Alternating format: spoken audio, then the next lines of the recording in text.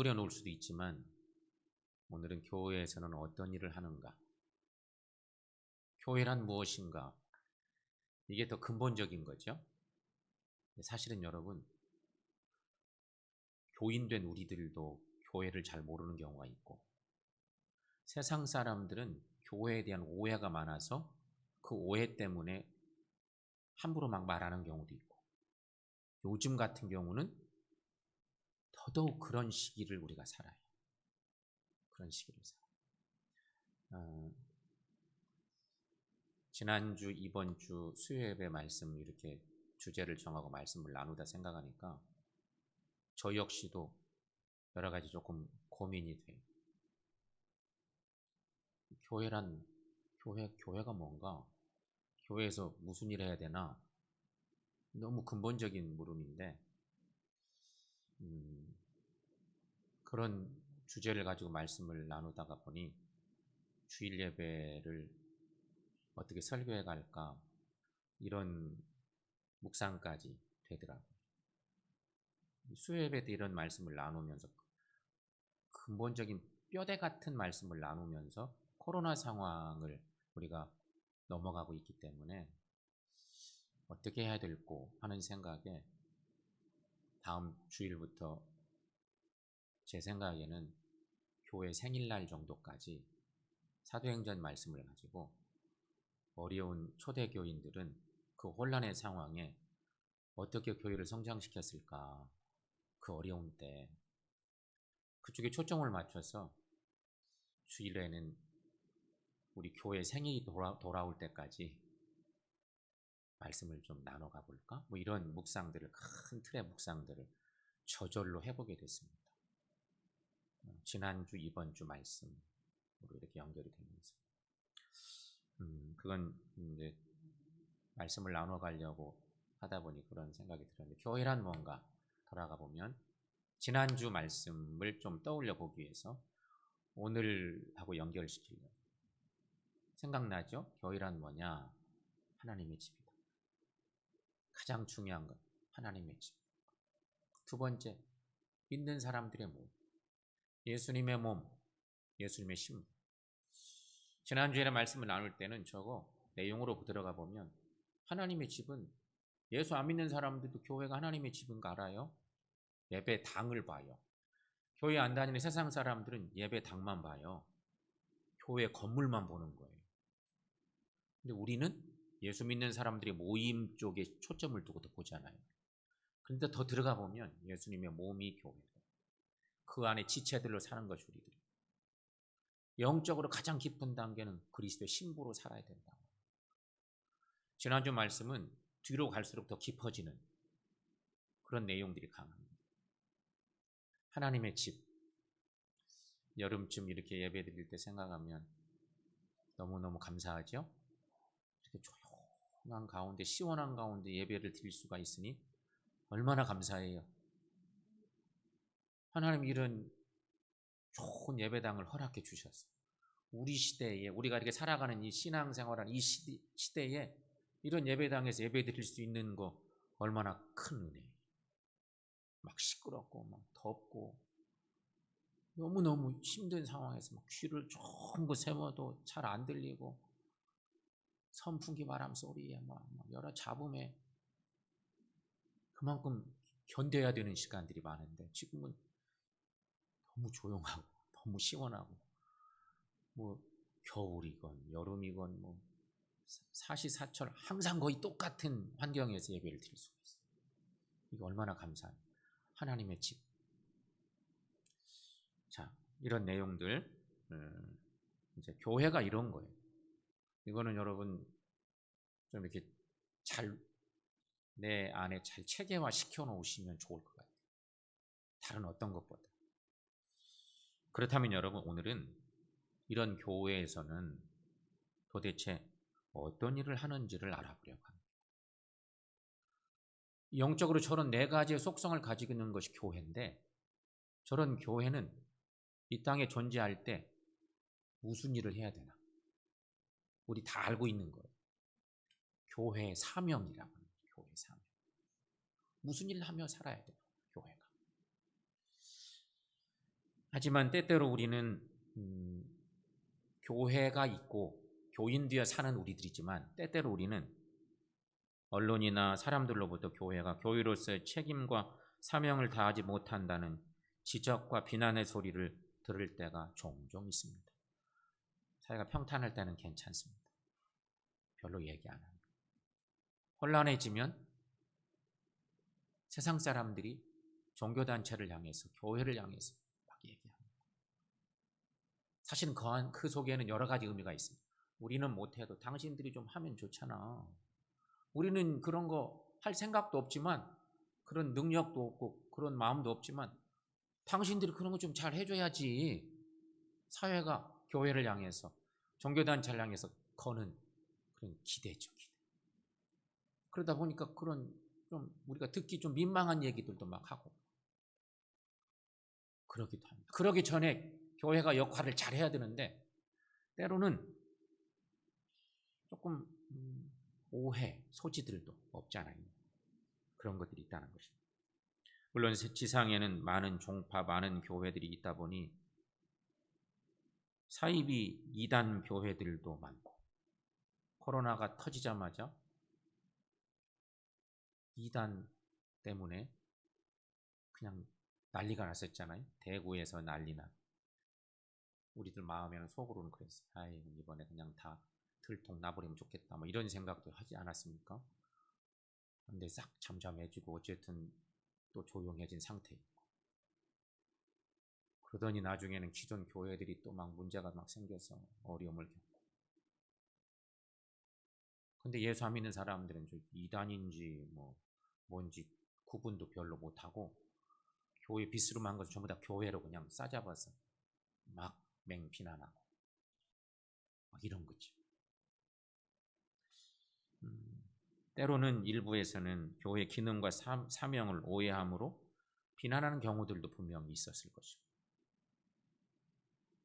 그런 시기에 여러 말씀을 나눠보다가 지난주는 교회란 뭐냐, 오늘은 교회에서는 도대체 뭘 해야 되냐, 이런 말씀을 나누게 됐어요.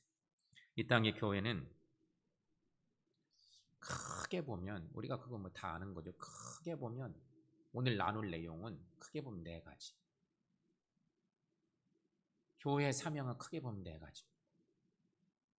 흔히 더 붙여서 5개라고 하면 우리가 잘 아는 교제, 친교, 코이노니아라고는 교제하는 것, 친교하는 것을 플러스시켜서 교회의 5대 사명이라고 말하기도 하지만 그것은 사실은 있어도 그만 없어도 그만. 교회 와가지고 예배는 뒷전이고 친교만 하다 가는 사람들 가끔 있어요.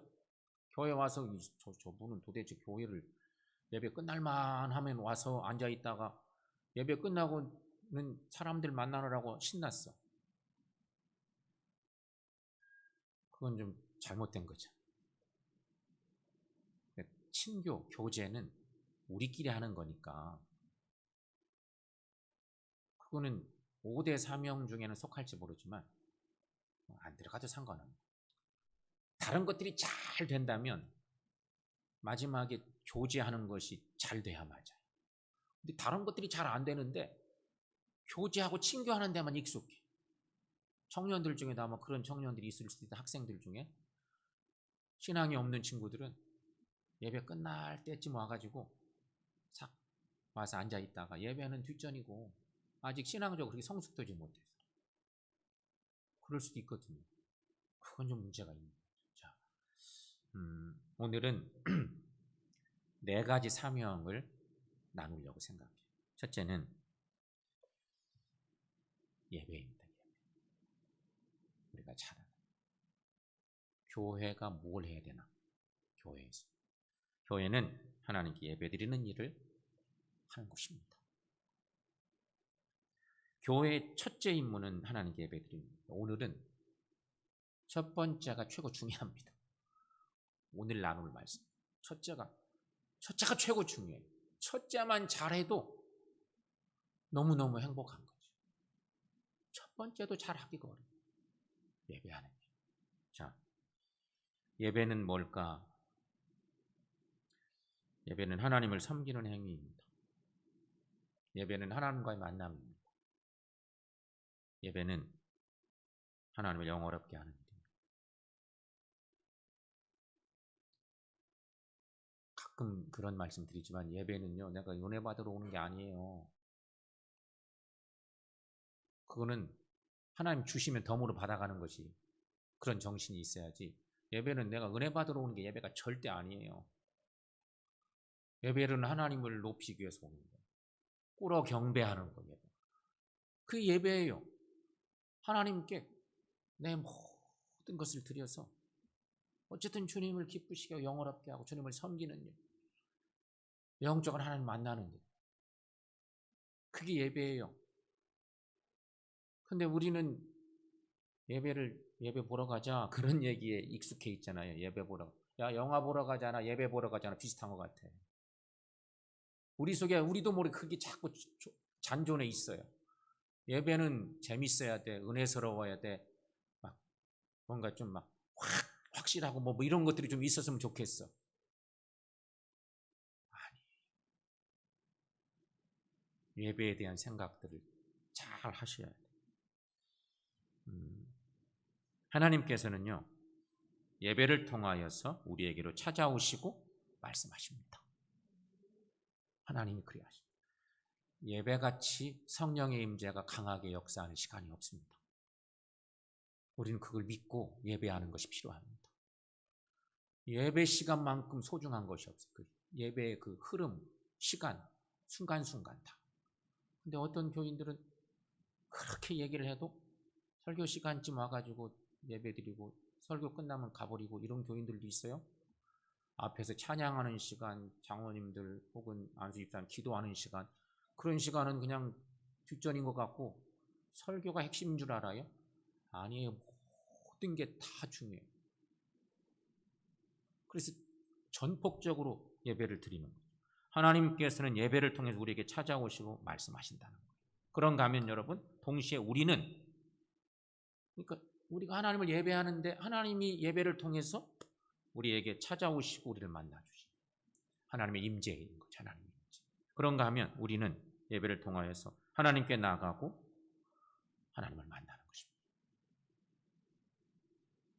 그러므로 여러분, 예배가 없는 사람은 하나님을 섬기는 자라고 볼 수가 없습니다. 분명. 지난주에도 그런 말씀 나눴죠. 예배를 교회 잘 출석하고 예배를 드리다가 순간 예배를 빠지기 시작해요. 그러면 하나님과 멀어지는 거예요. 뭐 집에서 제가 기도하고 예배 드리는데, 아니, 공예배를 드린다고 하는 거, 온 교우들이 지체된 그리스도의 몸된 지체된 모두가 함께 모여서 하나님과 약속한 시간에 온전히 회중과 함께 예배를 드린다고 하는 것은 엄청난 일이에요. 너무너무 감사한 일이고 행복한 일이고 기쁜 일이죠. 근데 그런 예배 공동체를 빠져나가요. 열심히 예배 생활하다가 신앙생활 하다가 그리고 그 뒤로는 여러 가지로 자기 합리화를 시키는 거죠. 뭐 교회만 가야 뭐 그게 진정한 예배냐, 뭐 이러면서 나는 뭐 혼자서 그냥 하나님 찬송 부르고 뭐 말씀 보고 기도하고 그럼 예배지. 엄밀하게 그건 예배가 아니에요. 근데 우리는 그렇게 막 위안 삼고 그런 경우가 있죠. 그래서 여러분, 예배가 없는 사람은 하나님을 섬기는 자라고 볼 수 없다는 거예요. 하나님을 섬기는 자는 반드시 하나님께 나와 예배를 드려야 한다는 것입니다. 왜냐하면 하나님께서는 예배하는 자를 늘 찾으시기 때문이라는 것입니다. 자, 우리가 잘 아는 오늘 본문 요한복음 4장 23, 4절 말씀. 여러분, 자, 요한복음 4장 23, 4절 함께 읽습니다. 아버지께 참되게 예배하는 자들은 영과 진리로 예배할 때가 오나니 곧 이때라. 아버지께서는 자기에게 이렇게 예배하는 자들을 찾으시느니라. 하나님은 영이시니 예배하는 자가 영과 진리로 예배할지니라. 아멘. 우리는 뜻하지 않게, 뭐 우리 자의적으로 그런 게 아니고 작년 4월 달 3월 언제부턴가 4월인가 이때 몇 주 처음으로 장로님들도 교회 나오실 수도 없고 뭐 권사님들 전부 다 교회 못 나오고 소수만 교회 나와서 예배를 드리고 영상으로 예배를 드리면서 희한한 경험들을 해보고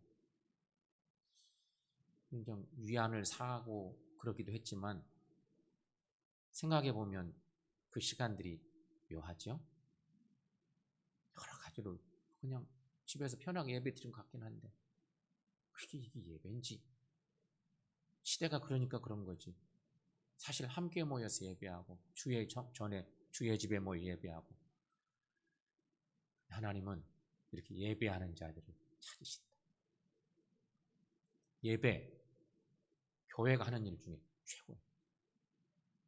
목숨 걸어야 되는 것이 예배. 요즘 오늘 새벽이랑 청년들 몇 사람이 새벽 예배에 나오는 바람에 새벽 예배가 더 이렇게 좋아졌어요. 더 좋아졌어. 좋아졌다는 표현 쓰겠구나. 말씀 나누기가 훨씬 더 행복하다고 할까. 뭐 그런 시간들이었었습니다. 그러면서 생각해 봤습니다. 청년들이 몇 사람 나오는 걸 보면서 그래, 주일 예배 있고 주중 예배가 여러 형태 예배가 있는데 수예배 여러분 나오시지만 그런데 내 형편 따라서 여러 가지 또 여건 따라서 나와서 함께 예배하고 그러는 것이 참 귀한 일이구나. 이런 묵상을 저절로 해보게 되었습니다. 이런 어려운 때는 특별히 그런 시간들을 더 한번 가져봐야지 생각하고 예배 자리에 찾고 있는 참여하는 그런 모습이 참으로 필요하다 하는 묵상 해봤는데요. 교회는 하나님께 예배를 드리는 일이 첫 번째 임무라는 거예요. 최고의 사명은 예배다. 그래서 여러분 예배 위에서 준비하고 이런 거 있잖아요. 찬양단이 요새 그런 거 할 수도 없지만 찬양단이 준비하고 성가대가 준비하고 예배위원들 준비하고 목사의 설교도 그렇지만 기도하는 장로님들 안수집사님들도 뭐 특송 요원들도 여러 번 준비하고 또 연습해보고 기도도 막 연습해야 돼요. 혹 보고 읽는다 하더라도 막 자꾸 읽어보고 막 해야 되는 거예요. 저도 원고만 써놓고 올라와서 그냥 올라와가지고 하는 게 아니거든요. 막 읽어보고 외우고 막 이러면서 해보는 거죠. 그런 노력들이 모르듯이 가도록 마음을 다해서 기도하고 찬양하고 엄청난 시간들을 들여서 찬양 준비를 하고 하나님을 높이기 위해서 사람도 뭐라고 하는 게 아니에요. 그런 정성들이 모아져서 예배를 드리니까 이보다 더 귀한 시간이 어디 있겠어요. 성령의 역사가 나타나는 엄청난 시간 예배인 거죠. 그러니 하나님을 섬기는 사람들은 반드시 하나님께 나와 예배하는 것이 필요하다. 하나님이 찾으신다는 거. 그런 사람. 두 번째, 교회는 가르치는 해야 된다. 교육입니다. 교육, 가르치는. 교회에서는 어떻게 하나님을 섬겨야 하는가에 대해서, 즉 하나님을 섬기는 법을 가르칩니다. 하나님을 섬기는 법. 성경 여기저기 떠들러 보면 다 그런 내용들이죠. 예를 하나 들어봤는데요. 시편 37편 말씀 속에 시편 37편 속에 여러 구절들이 있습니다. 시편 37편 어디를 읽어봐도 이런 문구들이 많이 나타나는데요. 실은 시편은 다 예배 때 쓰여진 찬양들이고 다 그런 것들이요. 그러니까 다 소중하죠. 무슨 역사적인 상황들 몰라도 상관없고 오로지 하나님을 높이고 예배하기 위해서. 근데 거기 대부분 다윗이 많은 시를 썼지만 그 위대한 믿음의 사람들이 시를 쓰고 그 하나님을 찬양하는 노래들인데 그 속에서 자연스럽게 하나님을 어떻게 예배하고 섬길 건지 그런 것을 가르친 거예요. 예를 들면 시편 37편 3절 말씀 보면 여호와를 의뢰하고 선을 행하라. 땅에 머무는 동안 그의 성실을 먹을거리로 삼을지어다. 말씀장 읽어보면 이게 다 하나님을 제대로 섬기는 법이 뭔지 가르치는 거예요. 여호와 하나님을 의리하고 선한 일을 하라. 이 앞대목이 더 중요하죠. 그런가 하면 4절 말씀에는 여호와를 기뻐하라. 여호와를 기뻐하라. 그가 내 마음의 소원을 내게 이루어 주시리로다. 여호와를 기뻐하라. 이게 우리가 하나님 어떻게 섬기는지를 알려주는 방법들이. 성경에는 그런 내용들이 부지기수입니다. 너무너무 많죠. 그런 내용. 5절 말씀은 내 길을 여호와께 맡기라. 하나님의 사람들이 하나님을 섬기는 삶을 살 때 우리가 어떻게 해야 될지. 시편의 말씀들은 정말 예배자로 사는 우리들에게 주옥 같은 내용들이 너무너무 많습니다. 그냥 자꾸 읽어보고 또 읽어보면 은혜가 되는 말씀들이 많다는 거죠. 예를 든 것뿐입니다. 중요한 건 교회는 하나님을 섬기는 법을 가르쳐야 된다는 거죠. 교회의 사명 중 두 번째는 교육인데, 가르치는 일, 하나님을 섬기는 법을 가르쳐야 돼요. 또 하나 중요한 거, 천국 백성으로의 삶을 가르쳐야 돼요. 그 대표적인 예가 주님이 알려주신 산상수훈 말씀입니다. 그리스도인의 어떤 삶의 모든 것들이 다 농축된, 주님의 사상이 다 농축되어 있는 최고의 설교, 산상수훈 말씀입니다. 예수님의 3년의 사역을 아주 농축액만 만든다면 산상수훈 말씀이라고도 볼 수 있어요. 그 말씀이 결국은 천국 백성으로의 삶이 무엇인지를 가르친다는 거죠. 교육은 그런 거예요. 교회 교육은 그런 가르침이 있어야 됩니다. 그래서 여러분, 교회 교육은 세상 교육과 근본적으로 다릅니다. 달라야죠. 방법은 쓸 수 있어요. 상담 기법을 쓴다거나 가르치는 교수법을 쓴다거나 이런 것은 사회에 쓰는, 세상에서 하는 그런 모든 방법을 쓸 수 있지만 그것은 하나의 도구이고, 진짜는 교회에서는 하나님 나라와 천국 백성다운 삶을 가르치는 것입니다. 교회에서는 인간의 바른 삶, 바른 목표, 바른 가치관을 가르칩니다. 성서적인 가치관에 입각한 바른 인간, 바른 가치관, 바른 삶, 이런 거 가르치는 거죠. 교회 교육은 또한 인간이 어떻게 행복해질 수 있는지, 영원토록 복받는 삶이 어떤 것인지, 이런 것들을 가르치는 거죠. 산상수훈 말씀 생각하면 주님은 그 유명한 설교를 하기를 팔복부터 얘기해요. 근데 그 팔복이 세상 사람들이 추구하는 복하고는 달라. 그 말씀을 듣는 많은 회중들은 당시 가진 자들이 아니었어요. 세상에서도 홀대당하는 사람들이 대부분이었어요. 근데 그들을 향해서 먼저 8가지의 복을 말씀하십니다. 천국을 알려주고. 교회 교육은 그런 거예요. 그러므로 여러분, 교회 교육은 출세지향적이지 않습니다. 절대 그렇지가 않죠. 교회 교육은 핵심이 하나님 나라예요.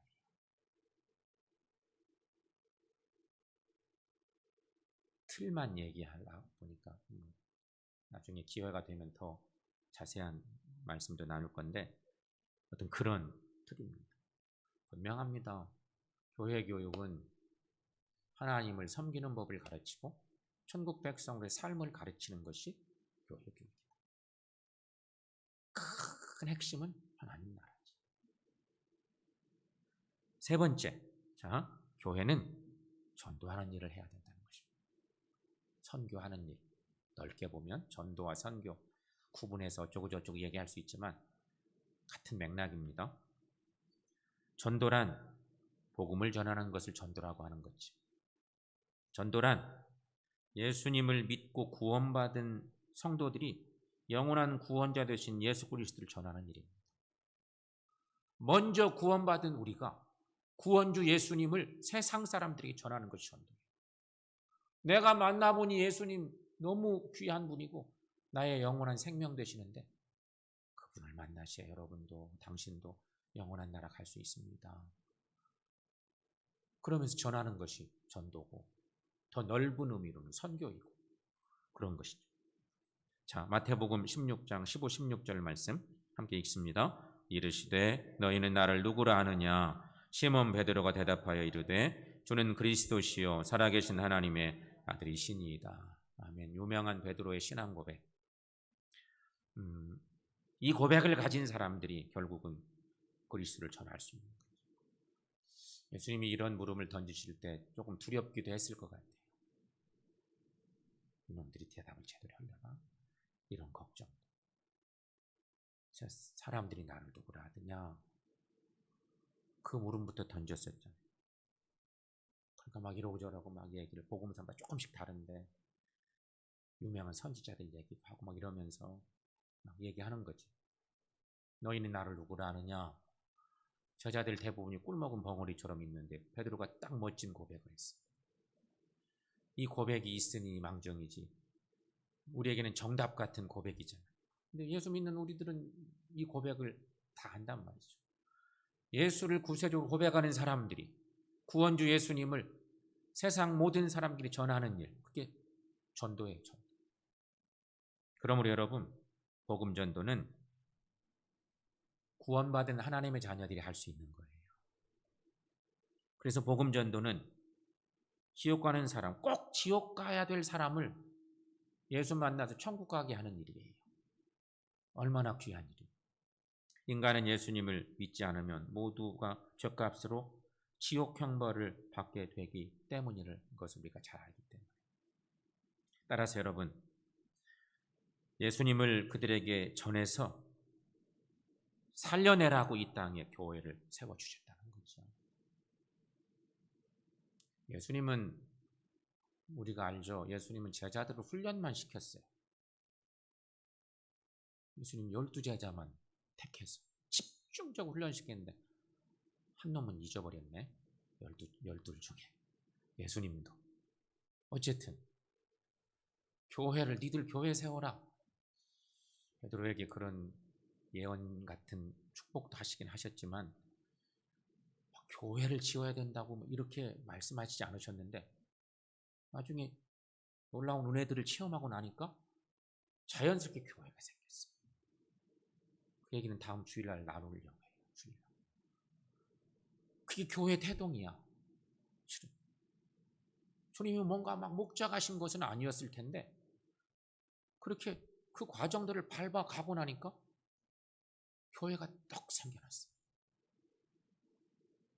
그래서 여러분, 예수님은 결국 그들에게 잘 전해서 제자들로 하여금 너희들 잘 전해서 나 잘 모르는 지옥 가기 딱 알맞은 그런 일부 사람들, 많은 사람들 꼭 살려내라. 그래서 성경의 하나님의 역사로 보면 교회가 결국은 그 일을 하고 있어요.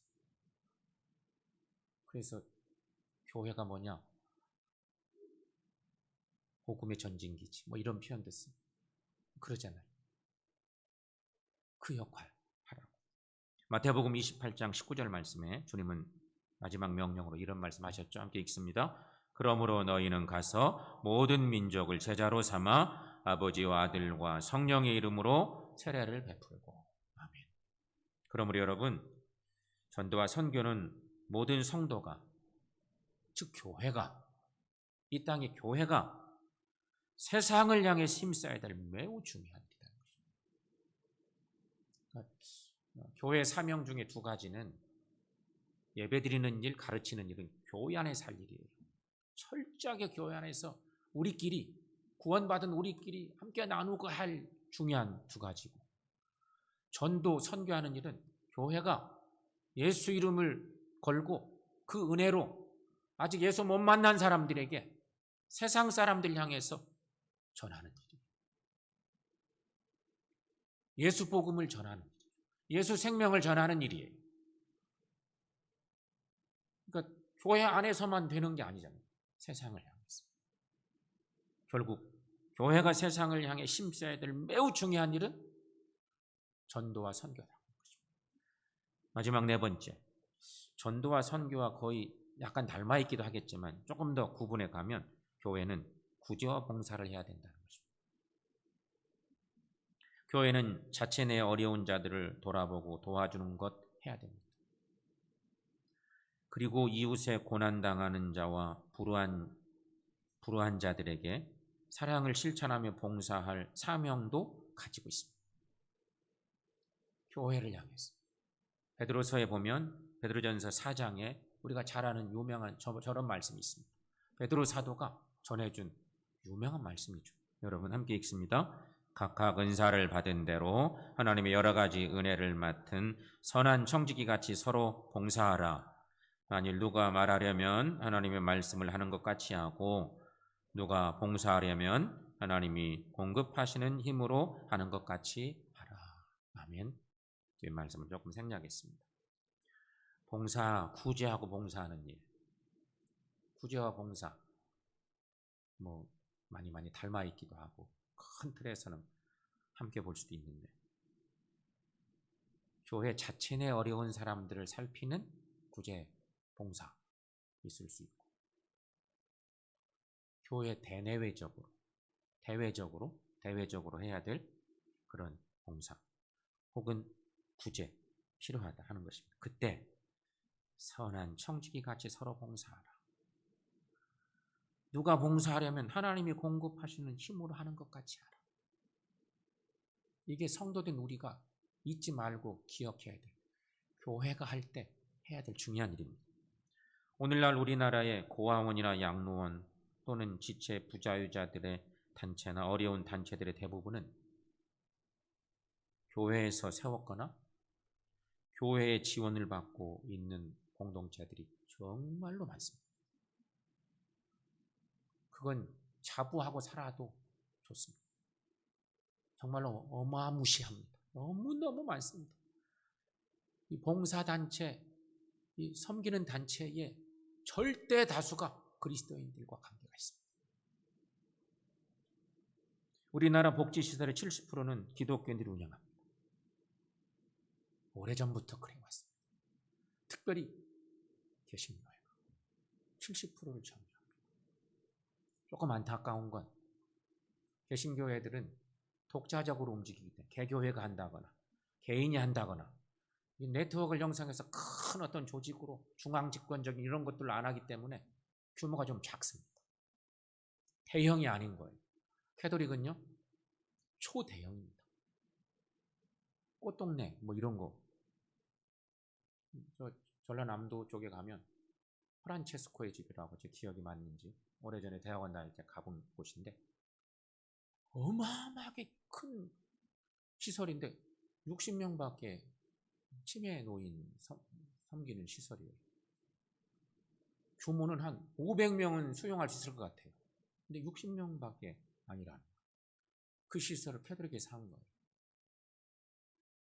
그런데 그런 조직에 사기 때문에 전라남도의 사회복지를 들여다 놨다 한대요. 그 시설이 만들어지고 난 뒤에. 영향력이 있는 거죠. 중앙집권적인 그런 것들. 그것이 좋은 것은 꼭 아닌데 지금 현재도 우리나라의 복지시설은 70% 이상이 개신교 신자들이에요. 시설이 좀 영세하다 보니까 욕먹는 일도 생기기도 해요. 사회적인 영향을 눈에 보이게 끼치지 못해서 그렇지 그 안에서 헌신하고 수고하는 일들은 너무너무 많아요. 교우들이 하는 일, 목사가 혹은 장로님들이 하기도 하고 어느 권사님이 하기도 하고 교회가 하기도 하고 어떤 집사님이 하기도 하고 너무너무 많이 하죠. 여러분 이런 통계는 그만큼 그리스도인들이 봉사를 많이 하고 있다는 증거예요. 이런 것 정부에서 하면 더 문제가 많아. 정부 주도로 합니다. 문제가 많기 때문에 자기들도 알기 때문에 종교단체에 위탁을 하는 거예요. 남원에 가면 남원제일교회라는 교회가 있어요. 거기는 오래된 우리 교회랑 100년 훨씬 넘은 좋은 교회가 있어요. 시에서 뭐 만들어서 교회 와가지고 이것 좀 운영해 주세요. 이 정도예요. 시설이 많아요. 강진에도 가면 강진읍교회라고 우리 교회가 있어요. 거기도 그런 식으로 제가 들었어요. 군에서 뭘 만들었어요. 예를 들면 복지관을 딱 만들어 놓고 교회 와가지고 이거 운영해 주시죠. 교회에서. 제가 들은 얘기입니다. 전주 안디옥 교회도 그런 경우이고, 정신 바짝 차리고 잘하면 규모가 어느 정도 큰 교회들은요, 시에서 와서 부탁을 해요. 우리가 하는 것보다 당신들이 하는 거 훨씬 좋으니까, 잘할 걸로 아니까 그렇게 해주세요. 부탁하는 거지. 그리고 운영하는 거예요. 자, 여러분, 여기서 우리가 생각할 것이 있어요. 오늘날도 대부분의 교회에서는 구제와 봉사하는 일에 힘쓰고 있는데, 문제는 이 사명을 진실하게 감당하는 거예요. 세상보다 훨씬 깨끗하고 예수정신 가시고 신앙 잃지 말고 그 사역을 감당하는, 이미 그런 교우들이 많을 거예요. 어쩌다 문제가 생겼을 때 막 터져나오고 그러니까 욕먹고 그러지만 절대 다수는 너무너무 잘하고 있는 것이 분명해요.